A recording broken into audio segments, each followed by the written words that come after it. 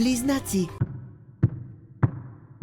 Казват, че двулични сме, че страните на монетата са две, обаче винаги прави сме, ние сме близнаците.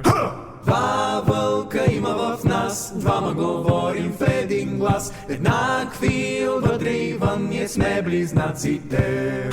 Два вълка има в нас, двама говорим в един глас, еднакви отвътре и вън, ние сме близнаците. Да, близнаци са и нямат биполярно разстройство, стига сте ги обиждали. Много си хубава. И ти също.